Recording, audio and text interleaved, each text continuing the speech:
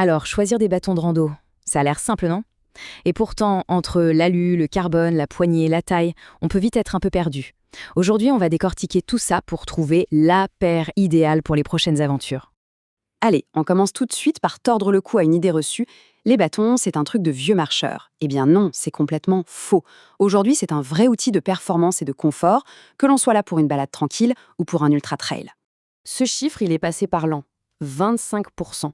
C'est la réduction de la fatigue que peuvent apporter les bâtons. Imaginez un peu, c'est comme finir une longue journée de marche avec un quart de batterie en plus.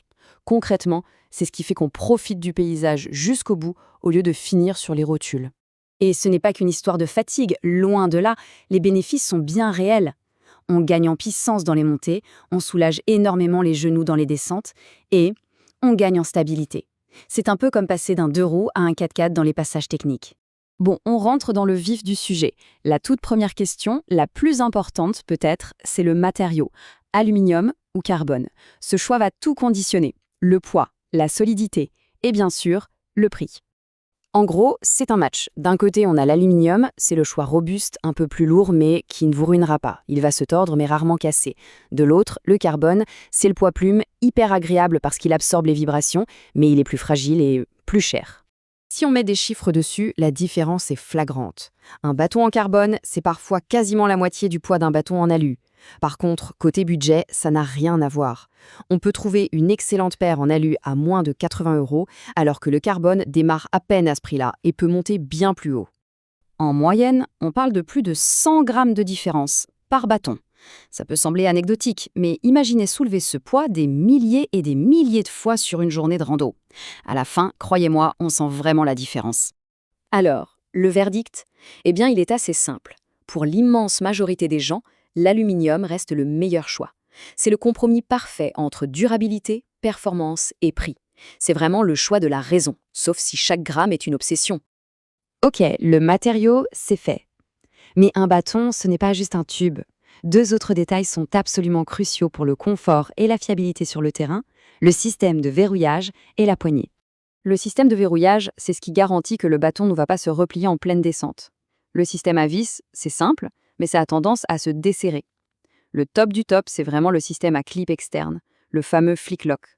C'est ultra fiable et hyper simple à manipuler, même en plein hiver avec des gants. Et puis, il y a la poignée. C'est le contact direct avec la main, donc le confort est primordial. Le liage, c'est le roi. Il s'adapte à la main, il gère bien la transpiration. La mousse EVA est une très bonne alternative, elle est légère et douce. Par contre, le caoutchouc ou le plastique, franchement, c'est à éviter si possible, c'est le meilleur ami des ampoules. Maintenant, attention, on peut avoir le meilleur bâton du monde, le plus cher, le plus léger. S'il est mal réglé, non seulement il ne servira à rien, mais en plus il peut être contre-productif. Alors comment on trouve la bonne taille? La règle d'or est toute simple, c'est la règle de l'angle 3. On se met debout, chaussures de rando aux pieds, on pose la pointe du bâton à côté de soi, et on ajuste la hauteur jusqu'à ce que le coude forme un angle de 90 degrés. Pile, c'est la position parfaite pour le plat. Mais attention, ce réglage n'est pas fixe. Un bon bâton, c'est un bâton qu'on ajuste. En montée, on va le raccourcir de 5 à 10 cm pour avoir une meilleure poussée. Et à l'inverse, en descente, on va l'allonger pour avoir plus d'appui et vraiment amortir les chocs. Et si on part vraiment de zéro, ce tableau est une super base pour avoir une première idée. Ça donne une bonne fourchette de longueur en fonction de sa taille. Ensuite, bien sûr, on affine avec la fameuse règle de l'angle à 90 degrés pour trouver son réglage parfait.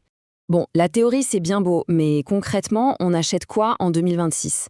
Allez, on passe en revue quelques modèles qui sont des valeurs sûres, quel que soit le budget. Ici, on a 4 excellentes options.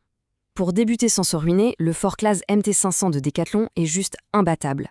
Dans la catégorie au-dessus, le Black Diamond Trail Ergo Cork, c'est un classique, super confortable et fiable. Et puis si on veut passer au carbone, le Lekim Makalu est un excellent choix, ou le Distance Carbone Z pour ceux qui font la chasse au gramme. Voilà, la paire est choisie. Maintenant, un dernier point, l'entretien. Pour que les bâtons durent des années et des années, il suffit de quelques gestes tout simples. Ça prend 2 minutes et ça change vraiment tout. Les 3 réflexes à avoir, c'est simple. Premièrement, on les sèche bien après chaque sortie, surtout s'ils ont pris la pluie. Deuxièmement, de temps en temps, on nettoie un peu les systèmes de verrouillage pour enlever la poussière. Et troisièmement, on jette un œil à l'usure des pointes. C'est tout. Donc pour résumer, le bâton parfait dans l'absolu n'existe pas. Il y a le bâton parfait pour sa propre pratique. Pour une pratique occasionnelle, un bon bâton en alu avec un verrouillage à clip, c'est idéal. Pour de la longue distance, le carbone devient vraiment intéressant. Le tout, c'est de bien définir son besoin. Voilà, le dossier des bâtons est maintenant bien plus clair. Mais une randonnée réussie, c'est un ensemble, un système. Alors, une fois que cette pièce du puzzle est en place, quel est le prochain élément d'équipement qui peut transformer une sortie ou la gâcher? Les chaussures? Le sac à dos? La question est posée.